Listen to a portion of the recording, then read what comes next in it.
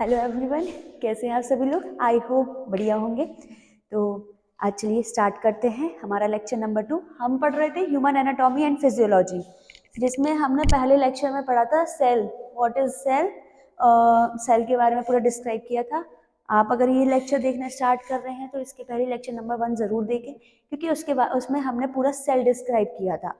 इस लेक्चर को स्टार्ट करने के पहले वो देखना बहुत इंपॉर्टेंट है। आज हम पढ़ेंगे सेल के कंपोनेंट एंड इन फंक्शन। इस सेल के बहुत सारे कंपोनेंट्स हैं, इसके अंदर बहुत सारी चीज़ें हैं, न्यूक्लियस है, न्यूक्लियोलस है, साइटोप्लाज्म है। तो ये हमारा एक पार्ट में तो कंप्लीट होगा नहीं, तो आज हमारा पार्ट नंबर ए है। हम कोशिश करेंगे कि 2-3 पार्ट में सेल और उसके कंपोनेंट्स फिनिश कर लें, बाकी फिर देखते हैं। लेक्चर स्टार्ट करने के पहले हम सेल को रिकॉल कर लेते हैं, एक बार फिर से देख लेते हैं सेल क्या होता। हमने देखा था सेल हमारा एक स्ट्रक्चर है, प्रोकैरियोटिक यूकैरियोटिक, ये हमने टाइप पिछले में पढ़ लिए थे हमारे पहले लेक्चर में। आज हमारे में ये नॉर्मली सेल देख लेते हैं। सेल की प्लाज्मा मेम्ब्रेन होती है, उसके अंदर साइटोप्लाज्म फिल होता है। साइटोप्लाज्म में सारे ऑर्गेनेलीज प्रेजेंट होते हैं, जिसमें न्यूक्लियस आता है, न्यूक्लियस के अंदर न्यूक्लियोलस आता है। ये गोल्गी बॉडीज है, मतलब गोल्गी बॉडीज, गोल्गी एपरेटस, कुछ भी कह सकते हैं हम। ये हमारा स्मूथ एंडोप्लाज्मिक रेटिकुलम है, ये हमारा रफ एंडोप्लाज्मिक रेटिकुलम है। हमें पता है रफ एंडोप्लाज्मिक रेटिकुलम इसलिए है क्योंकि इसके ऊपर राइबोसोम प्रेजेंट है। राइबोसोम है ये हमारा सेंट्रोसोम है, और ये हमारे सेंट्रियोल्स है, और ये माइटोकॉन्ड्रिया है। आज हम सबसे पहले प्लाज्मा मेम्ब्रेन स्टार्ट करेंगे, और प्लाज्मा मेम्ब्रेन स्टार्ट करने के पहले एक इंपॉर्टेंट पॉइंट जो हमारा पिछली बार छूट गया था वो है ये। हमारी ह्यूमन बॉडी जो होती है वो कैसे डेवलप होती है, एक सिंगल सेल से डेवलप होती है, जिसे हम जायगोट कहते हैं। जाइगोट जो कि फीमेल एग सेल से डेवलप होता है। ये चीज हमें नॉर्मली पता है, पर ये क्वेश्चन इंपॉर्टेंट है, ये पॉइंट इंपॉर्टेंट है, इसलिए फिर से बताया है। Human body develop from the single cell called zygote. हमारी ह्यूमन बॉडी जो होती है वो सिंगल सेल से डेवलप होती है, जिसे हम जाइगोट कहते हैं। फिर ये धीरे धीरे जाइगोट डिवाइड होते होते ऑर्गन्स, वो सब आगे आएगा, हम इसके बारे में और आगे पढ़ेंगे। अब सेल में हमारी जो आउटर कवरिंग होती है वो प्लाज्मा मेम्ब्रेन होती है, हमें पता है, और साइटोप्लाज्म के अंदर न्यूक्लियस और अदर ऑर्गेनेलीज आ जाते हैं। आज सबसे पहले हम स्टार्ट करेंगे plasma membrane, outer covering of the cell. आज हमें ये पढ़ना है, outer covering of the cell. Plasma membrane क्या है, इसका काम क्या है, और इससे ट्रांसपोर्टेशन कैसे होता है, आज हम ये जानेंगे। नॉर्मली बेसिक सबसे पहले हम प्लाज्मा मेम्ब्रेन का स्ट्रक्चर देख लेते हैं। प्लाज्मा मेम्ब्रेन दो फॉस्फोलिपिड की दो लेयर से मिलके बना होता, इसको हम सेल मेम्ब्रेन भी कहते हैं। सेल की कवरिंग के ऊपर है सेल है, सेल के ऊपर है तो प्लाज्मा मेम्ब्रेन और सेल मेम्ब्रेन। इसमें रेगुलेटिंग द इंट्रासेलुलर एनवायरनमेंट, ये सेल के अंदर का एनवायरनमेंट मेंटेन करके चलता है। अब टेम्परेचर कैसे मेंटेन करके, एनवायरनमेंट मेंटेन करने का मतलब है कि ये ट्रांसपोर्टिंग का काम करता है सेल के अंदर। कई सारे न्यूट्रिएंट्स होते हैं, प्रोटीन्स होते हैं जो हमें सेल को जरूरत होते हैं, और कई सारे ऐसे होते हैं जो हमारी उस सेल को जरूरत नहीं होते। पर्टिकुलर सेल का पर्टिकुलर काम होता है जो अपने आप में डिवाइड होता जाता है। तो हर कौन सी चीज हमें जरूरत है, कौन से न्यूट्रिएंट जरूरत है, कौन से विटामिन जरूरत है, ये सब हमारे प्लाज्मा मेम्ब्रेन डिसाइड करती है। तो इसलिए ये रेगुलेटिंग द इंट्रासेलुलर एनवायरनमेंट, ये पॉइंट बोला गया है। इंट्रासेलुलर अंदर का एनवायरनमेंट मेंटेन करके रखता है कि हमें कौन से न्यूट्रिएंट्स, कौन से हमें प्रोटीन्स वगैरह चाहिए हैं इसमें। बेसिकली नॉर्मली हम इस स्ट्रक्चर देख लेते हैं। ये इसका फॉस्फोलिपिड के बैरियर होते, सबसे पहली चीज ये जो हमारा प्लाज्मा मेम्ब्रेन होता, ये हाइड्रोफिलिक हेड और हाइड्रोफिलिक टेल नाम के एक फॉस्फोलिपिड बैरियर से बनता है। ठीक है, यहाँ पे पहले नंबर पॉइंट देख लेते हैं। The control passage of substance in and out, हमने अभी समझ लिया, ये सब्सटेंस आने का और जाने का पैसेज डिसाइड करते हैं। फिर plasma membrane consist of 2 layer of phospholipid. आगे बात, फॉस्फोलिपिड कंटेन किए रहता है, 2 लेयर होंगे ऐसे, एक ये है, एक ये है, ये इसकी टेल है, ये इसकी टेल है। ये सैंडविच की तरह रहते, एक लेयर होगी, एक लेयर के ऊपर दूसरी लेयर होगी। हमारे फॉस्फोलिपिड के जो बैरियर्स होते हैं, फॉस्फोलिपिड की जो मेम्ब्रेन होती है उसमें हाइड्रोफिलिक हेड, हाइड्रोफिलिक मतलब वाटर लविंग, और हाइड्रोफोबिक टेल मतलब वाटर हेटिंग। नॉर्मली इतना हमें पता है, हाइड्रोफिलिक मतलब होता है वाटर लविंग, और हाइड्रोफोबिक मतलब होता है वाटर हेटिंग। ठीक है, इससे बनी होती है। अब इसी के साथ ओवरलैप करते हुए नीचे साइड से एक और फॉस्फोलिपिड लग जाती है, तो इसे हम कहते हैं डबल लेयर फॉस्फोलिपिड मेम्ब्रेन। इसमें हमारे प्रोटीन मॉलिक्यूल्स भी प्रेजेंट होते हैं, जो भी हमारे ट्रांसपोर्टेशन, प्रोटीन्स के ट्रांसपोर्टेशंस, मिनरल्स के ट्रांसपोर्टेशंस के लिए बहुत हेल्पफुल होते हैं। आगे देखते हैं, protein and sugar embedded in them. Normally protein और शुगर इसमें एम्बेडेड होते हैं, लगे होते हैं हमारी प्लाज्मा मेम्ब्रेन में। कई जगह पर प्रोटीन प्रेजेंट होंगे, कई जगह पर शुगर मॉलिक्यूल्स प्रेजेंट होंगे, जो हमारे पैसेज को हेल्प करेंगे कई सारे न्यूट्रिएंट्स के ट्रांसपोर्ट के लिए, कई सारे मिनरल्स के ट्रांसपोर्ट के लिए। इसमें जो है हमारे ये, जैसे ये हो गई मेम्ब्रेन प्रोटीन मॉलिक्यूल्स के लिए। ये मेम्ब्रेन जो है ये प्रोटीन के मॉलिक्यूल्स को, प्रोटीन्स मॉलिक्यूल्स हो गए और कई सारे न्यूट्रिएंट्स हो गए, उनके पैसेज के लिए हेल्पफुल होते हैं। फिर इसमें हमारे पॉइंट पे आते हैं, lipid cholesterol is also present. इसमें लिपिड कोलेस्ट्रॉल भी प्रेजेंट होता है। ये जो हमने ग्रीन कलर से बनाए हैं ये हमारे लिपिड कोलेस्ट्रॉल है, ठीक है। फिर है phospholipid molecule have head with electrically charge and tail with no charge. हमने अभी देखा जो फॉस्फोलिपिड का एक बैरियर होता है, सिंपली एक छोटा सा ये बना के देखें, इसको डिस्क्राइब किया हमने। इसका ये हेड होता और ये इसकी टेल होती। अभी हमने देखा कि जो हेड होता वो हाइड्रोफिलिक होता, हाइड्रोफिलिक मतलब वाटर लविंग नेचर का होता, और जो इसकी टेल होती है वो वाटर हीटिंग नेचर की, मतलब हाइड्रोफोबिक होती। नेक्स्ट पॉइंट पे आते हैं, मेम्ब्रेन प्रोटीन बहुत इंपॉर्टेंट रोल प्ले करता है ये मेम्ब्रेन प्रोटीन, क्योंकि जो प्लाज्मा मेम्ब्रेन होती वो फॉस्फोलिपिड की वजह से पूरी तरीके से पैक होती।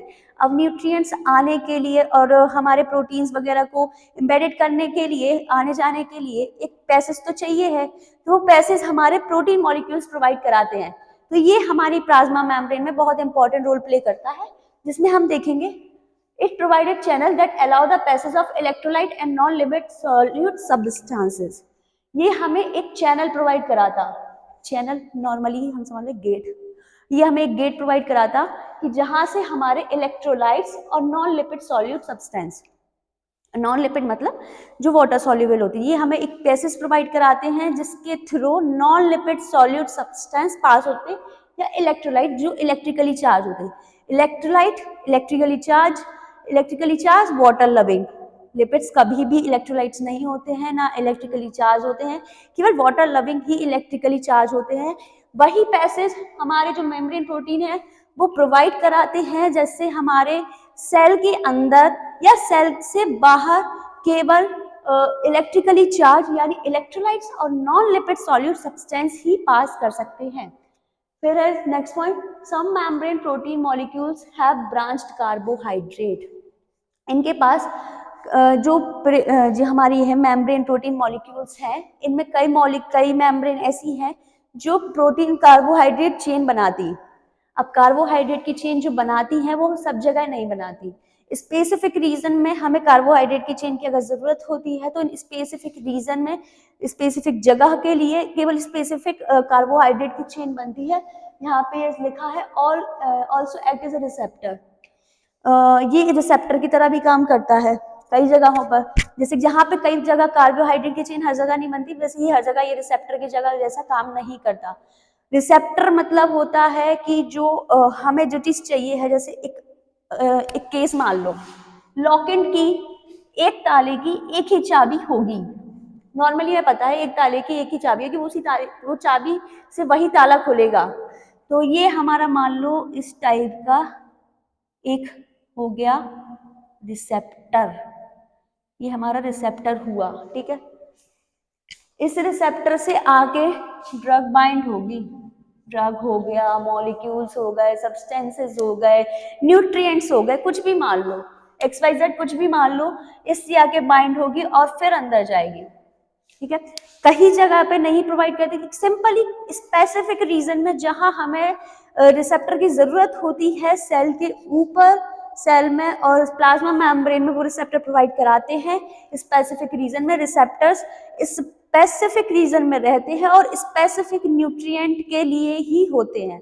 स्पेसिफिक न्यूट्रिएंट अगर हमें प्रोवाइड सेल तक पहुंचाने हैं, जरूरत है, तो स्पेसिफिक न्यूट्रिएंट के लिए स्पेसिफिक सेल के रिसेप्टर्स को ओपन किया जाता है, जो हमारे मेम्ब्रेन प्रोटीन के द्वारा ओपन होते हैं। अब इस सेल में हमारे डीएनए वगैरह भी होते हैं, इसके बारे में हम अभी नेक्स्ट पार्ट बी में भी पढ़ेंगे, तो धीरे धीरे आपको सब समझ में आ जाएगा। इसमें फिर आता है transport of substances across cell membrane. अब हमें ये देखना है कि सेल मेम्ब्रेन के बारे में हमने देख लिया, सेल मेम्ब्रेन, प्लाज्मा मेम्ब्रेन क्या होती है हमने ये देख लिया, उसका नॉर्मल हमने स्ट्रक्चर देख लिया, हमने मेम्ब्रेन प्रोटीन मॉलिक्यूल्स के बारे में भी पढ़ लिया। लेकिन अब हमें ये समझना है कि ये ट्रांसपोर्ट कैसे करता, कैसे चीजें एक साइड से दूसरी साइड, क्या कंसंट्रेशन रहता, किस कंसंट्रेशन से किस कंसंट्रेशन तक लेके जाता, तो ये चीजें हम देखेंगे यहाँ पे। पहले नंबर, ये 3 टाइप के होते, वैसे भी ट्रांसपोर्टिंग बहुत बड़ा टॉपिक है, हमारे सिलेबस में नहीं है। अगर आप कहेंगे, आप हमें बता सकते हैं कमेंट बॉक्स में कि अगर आपको इसका अलग से लेक्चर चाहिए पूरा ट्रांसपोर्टिंग का, तो अलग से लेक्चर बना देंगे, कोई दिक्कत नहीं है। लेकिन अभी इतना ही। पैसिव ट्रांसपोर्ट में हम देख लेते हैं, when substance can cross the semi permeable plasma membrane move down to the concentration gradient downhill without using energy. सबसे पहले पैसिव ट्रांसपोर्ट पे आते हैं। पैसिव ट्रांसपोर्ट हमारा टाइप है transport through the across cell membrane, normally higher concentration to lower concentration, concentration gradient downfall जा रही। हम मान लेते हैं, एक चीज देखते हैं, ये हमारे पास एक बीकर है और 2 बीकर हो गई, हमारे पास एक और है, ठीक है। इसमें हमारी किसी चीज की कंसंट्रेशन, कोई सब्सटेंस की या कोई मॉलिक्यूल्स की कंसंट्रेशन बहुत ज्यादा है, ठीक है, और जिसमें हमारे मॉलिक्यूल्स की कंसंट्रेशन बहुत कम है, तो इस चीज को यहाँ पर जाने के लिए कोई भी एनर्जी नहीं लगेगी, कोई भी मटेरियल, सब्सटेंस, न्यूट्रिएंट, कुछ भी एक हायर कंसंट्रेशन से लोअर कंसंट्रेशन जाने में कोई एनर्जी नहीं लगेगी, विदाउट एनर्जी जाएगी, और इसे ही हम डाउनहिल कहते हैं। इसमें कोई एनर्जी नहीं लगती, और यही हमारा पैसिव ट्रांसपोर्ट है। नॉर्मली पैसिव ट्रांसपोर्ट के थ्रू हमारे ऐसे मटेरियल्स, ऐसे न्यूट्रिएंट्स, ऐसे सब्सटेंस जाते हैं जिनके लिए कोई एनर्जी हमें जरूरत नहीं होती, ठीक है, ये पॉइंट क्लियर है। सेकंड आता है डिफ्यूजन। डिफ्यूजन क्या होता है कि जो छोटे छोटे मॉलिक्यूल्स होते हैं, डिफ्यूज पार्टिकल, डिफ्यूज मतलब टूटे पार्टिकल हम समझ सकते हैं, बस मतलब base right diffuse particle right concept है, diffuse down through concentration gradient. अब कई जगह पर प्लाज्मा मेम्ब्रेन में ही, प्रोटीन मेम्ब्रेन में ही हमारे लिपिड बैरियर्स रहते हैं और वाटर बैरियर्स भी रहते हैं। तो जो लिपिड बैरियर रहते हैं वो लिपिड न्यूट्रिएंट्स को, लिपिड मिनरल्स को लेके जाते हैं, जैसे मान लो ऑक्सीजन, कार्बन डाइऑक्साइड और steroids, cross membrane by the lipid part of the membrane. अलग अलग पार्ट है, लिपिड पार्ट अलग है और वाटर पार्ट अलग है, हाइड्रो पार्ट कह सकते हैं उसे हम, हाइड्रो पार्ट अलग है। तो लिपिड पार्ट से लिपिड सॉल्युबल सब्सटेंसेस जैसे ऑक्सीजन हो गया, कार्बन डाइऑक्साइड हो गया और स्टेरॉइड्स हो गया, वो केवल लिपिड से निकलेंगे क्योंकि वो लिपिड सॉल्युबल होते हैं। वाटर सॉल्युबल मॉलिक्यूल्स जैसे सोडियम हो गया, पोटेशियम हो गया और कैल्शियम हो गया, ये वाटर सॉल्युबल होते हैं, तो ये वाटर सॉल्युबल फिल्ड चैनल से ही निकलेंगे। वाटर सॉल्युबल चैनल जो हमारी प्लाज्मा मेम्ब्रेन में प्रेजेंट होगी, यहाँ पर वाटर सॉल्युबल चैनल भी प्रेजेंट होते हैं और लिपिड सॉल्युबल चैनल भी प्रेजेंट होते हैं। तो जो लिपिड सॉल्युबल पार्टिकल्स होंगे, मॉलिक्यूल्स होंगे, वो लिपिड सॉल्युबल चैनल से निकलेंगे और जो वाटर सॉल्युबल पार्टिकल्स होंगे वाटर सॉल्युबल चैनल्स में से निकलेंगे, ठीक है। थर्ड आता है एक्टिव ट्रांसपोर्ट। एक्टिव हो जाना, एनर्जी का उपयोग होना, नॉर्मली हम समझ रहे हैं, वर्ड से ही मतलब समझ में आ रहा है, एक्टिव मतलब एनर्जेटिक हो जाना, एक्टिव हो जाना, तो एनर्जी का उपयोग हो रहा है यहाँ पे। अब फिर से देख लो, यही डायग्राम देख रहे हैं हम, इसमें से हमारे में higher concentration to lower concentration जा रहा था, तब हमारे में एनर्जी का यूज नहीं हो रहा था।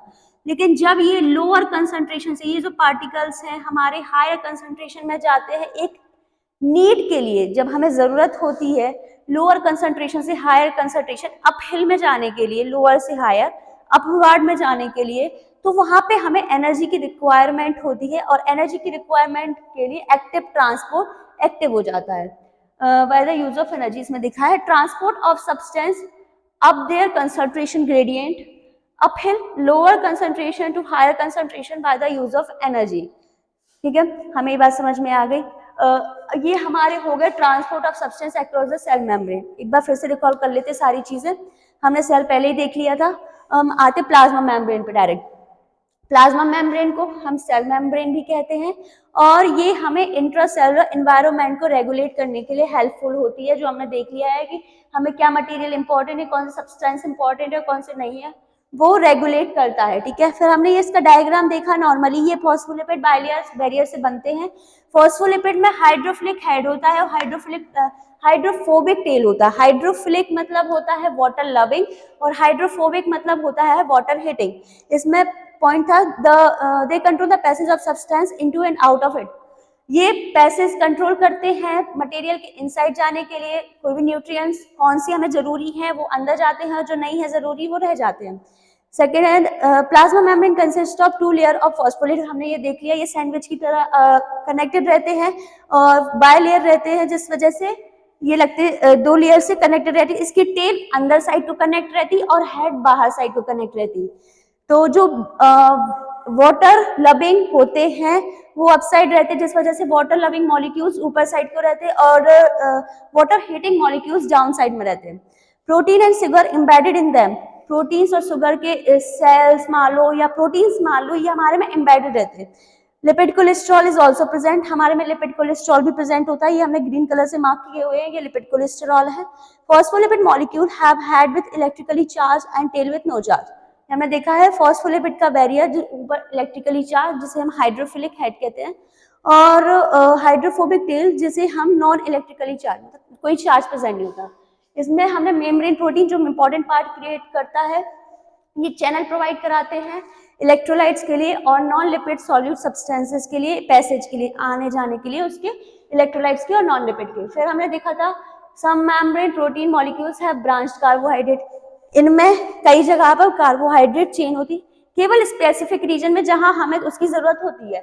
तीसरा also act as receptor. Receptor भी स्पेसिफिक रीजन के लिए होते हैं जहां पे हमें उस चीज की जरूरत होती है। हार्मोन्स वगैरह की हो गई, हार्मोन्स वगैरह हमें कई जगह पे चाहिए रहते हैं, जिसके लिए हमें स्पेसिफिक रिकॉग्निशन साइट चाहिए होती है रिसेप्टर के लिए। फिर आते हैं हमारे transportation of substances across the cell membrane. इसमें हमने तीन पढ़े थे, एक्टिव ट्रांसपोर्ट, डिफ्यूजन और passive transport. passive transport when the substance can cross the semi-permeable membrane, move down the concentration gradient without using energy. Passive transport जिसमें हमें energy की जरूरत नहीं होती है, ये सेमी परमेबल के थ्रू आराम से निकल सकते हैं। ये हमने अभी एग्जांपल देखा था, higher concentration to lower concentration मतलब डाउन हिल। फिर आता है डिफ्यूजन। डिफ्यूजन में हमने देखा लिपिड सॉल्युबल और वाटर सॉल्युबल मॉलिक्यूल। जहां पे लिपिड सॉल्युबल के बैरियर्स प्रेजेंट होंगे, वहां से लिपिड मॉलिक्यूल जैसे ऑक्सीजन हो गया, कार्बन डाइऑक्साइड हो गया और स्टेरॉइड्स हो गया, वो क्रॉस कर जाएंगे। और जो वाटर सॉल्युबल मॉलिक्यूल्स होंगे वो water channels sodium, potassium and calcium वहां से क्रॉस कर जाएंगे। लास्ट हमने देखा था एक्टिव ट्रांसपोर्ट। एक्टिव ट्रांसपोर्ट जो होते हैं उसमें हमें एनर्जी की जरूरत होती है, क्योंकि कई न्यूट्रिएंट्स, कई मटेरियल्स ऐसे होते हैं जो हमें lower concentration to higher concentration चाहिए रहते हैं, जिसके लिए हमें एनर्जी की रिक्वायरमेंट होती है। ठीक है, आज के लिए हमने पढ़ लिया प्लाज्मा मेम्ब्रेन और सेल मेम्ब्रेन। हम कल पढ़ेंगे साइटोप्लाज्म, न्यूक्लियस वगैरह, इन सब का पूरा पार्ट। होप सो कि कल ये पार्ट हमारे खत्म हो जाए और सेल के कंपोनेंट एंड इट्स फंक्शन भी कंप्लीट हो जाए। Thank you so much.